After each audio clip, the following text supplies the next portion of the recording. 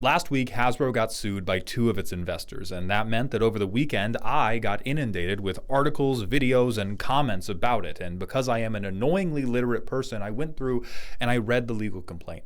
And I read the 2 other legal complaints associated with the 2 class action lawsuits that are currently against Hasbro for a lot of the same stuff. And I came to the conclusion that everybody's talking a bunch of bullshit. The articles seem to be discussing a lot of stuff that legally has no bearing or barely any bearing at all, and most of the comments are dismissing the lawsuit on the grounds that the articles about it are talking about a bunch of bullshit that doesn't matter. So here I am, attempting to set the record straight on a comedy YouTube channel. Now, no shade to any of my clickbaiters out there. There are very many accusations in this filing that would prove entertaining if true, and no shade to my rage baiters. There are plenty of reasons this may not make it anywhere, but most of the people commenting LMAO nothing burger or they got what they deserved definitely have not read any of this. So let's set the scene. Here's the obligatory disclaimer. I am not a lawyer. I have a friend in law school. I didn't ask him about any of this shit, but I am a man who can read, which gives me a shocking overlap with male lawyers. So now that we have that settled, the lawsuit alleges that from 2021 to 2023, Hasbro lied to investors about a ton of stuff, but primarily their poor inventory management and their sales strategy regarding Magic the Gathering. They allegedly lied about it to keep share prices artificially high, which led to them overpaying for stock buybacks by $55 million. They also had to spend $50 million to fix the inventory issue, but the buybacks are what matter because share price and factors like earnings per share, which go up when you do buybacks, are typically part of the justification to give executives way too much fucking money, which provides an angle for Chris Cox and the rest of the Hasbro board to have personally profited from these misleading statements. Okay, by my mark, we're about 15 minutes ahead of schedule for a typical YouTube video, so I'm gonna spend that extra time calling bullshit low-tier bait first. Let's talk about the hidden inventory.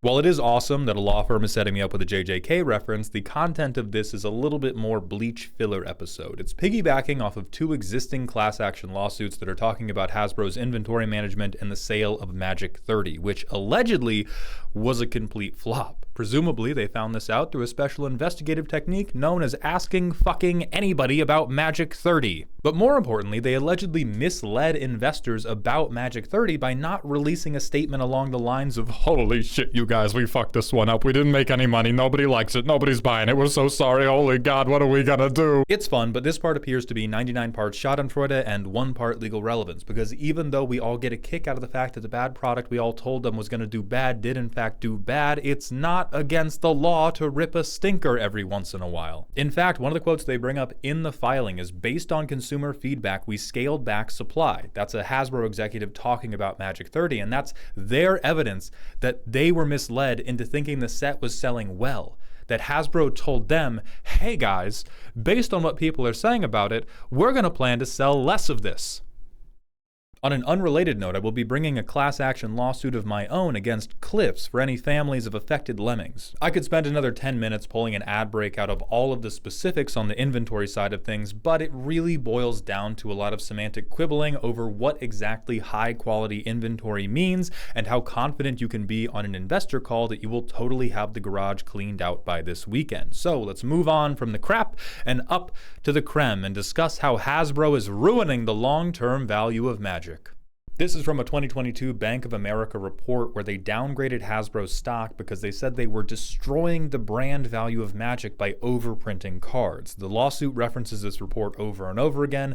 Basically, every article and headline I've seen over the last week has been built around it, and by itself, it is the most nothing to ever not thing. Why? Because Bank of America is not Hasbro. They are other business people making predictions about other business people, and not only is it perfectly legal for them to disagree, those guys make shit up like it's Calvin Ball. Now, Bank of America did at least make some very nice graphs to go with it, but practically leaning on this report boils down to this.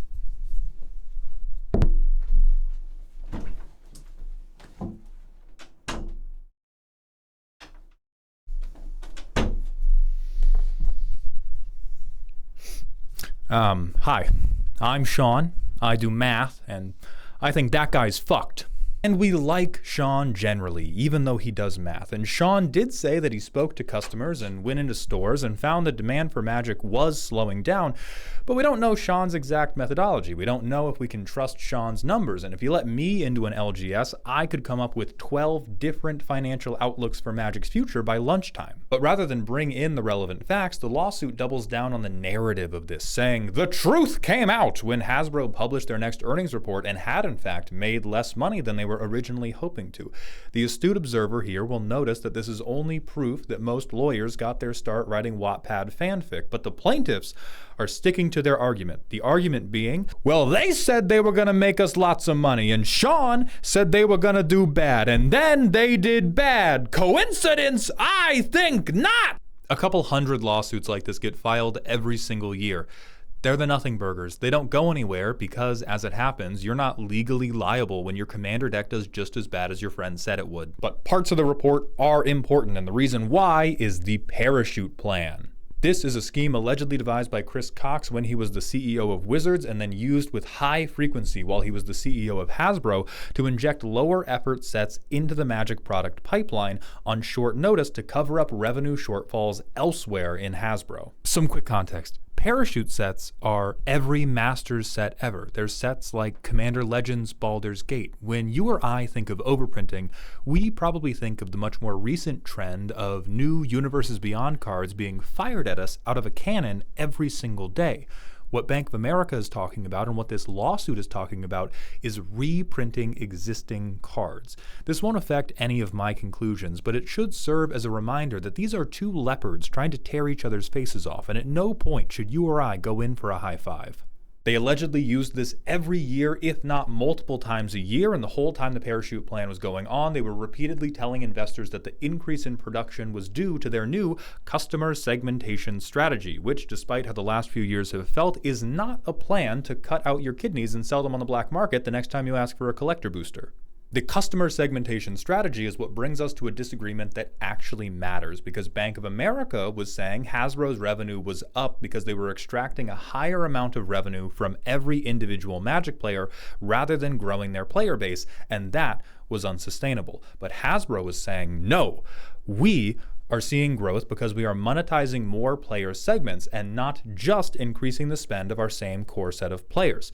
Now, the determination on this will likely come down to how good the lawyer's lawyer, because holy shit, is that a load-bearing just. And if you don't understand why, consider the following statement. Listen, guys, being a Twitch streamer isn't just playing video games all day. Come on. I got a title to streams too.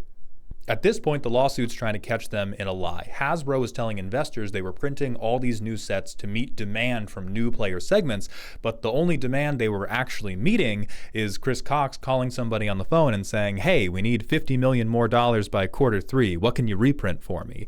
And that will fuck them, just so long as two things can't be true at once.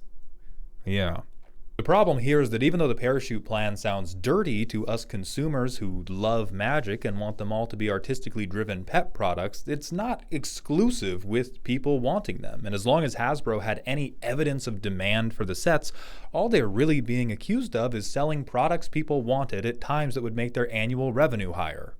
So as we move through, the lawsuit has definitely missed a couple land drops at this point, but our popcorn has one final chance to pop, because deeper in the filing, unbeknownst to all the people who have written articles, left comments, made videos about it despite reading less than 5 pages of it, are accusations from former Hasbro employees that Hasbro internally corroborated the findings of the Bank of America report and then went on to tell investors that it was not true. And that is where we can just barely, just a little bit, begin to reach our little pinky toe over the line of false statements that mislead investors. The snag is that all the people who emphatically agreed with the Bank of America report were not the executive team. And if you're the executive team, it's not illegal for the people you employ to think that you're a little bit dumb. However, it was allegedly put forth to the executive team, who, with the composure of people who know that somehow, someday, everything they do will end up in a court document, did not verbally agree to it, and they just said, keep moving those Magic cards.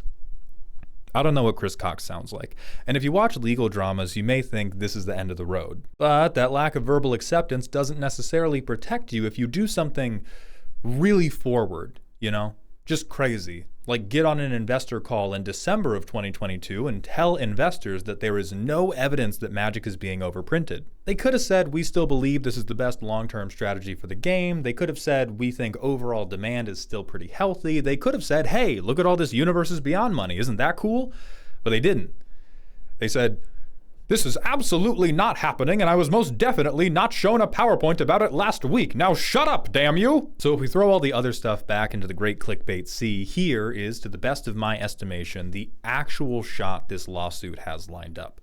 If they can prove this meeting happened, and if, in that meeting, Hasbro employees agreed with the core assertion from Bank of America that the printing cadence of Magic the Gathering was hurting demand, and not just with the tertiary arguments of things like, oh, reprinting a card will reduce its value on the secondary market, and if that agreement was backed up by hard internal data rather than just personal sentiments, and if that hard internal data was presented to the executive team, and if it was presented to the executive team before that December 2022 investor call, then baby, we got him! But that is more ifs than my friend's last secret commander deck, and that shit didn't work at all.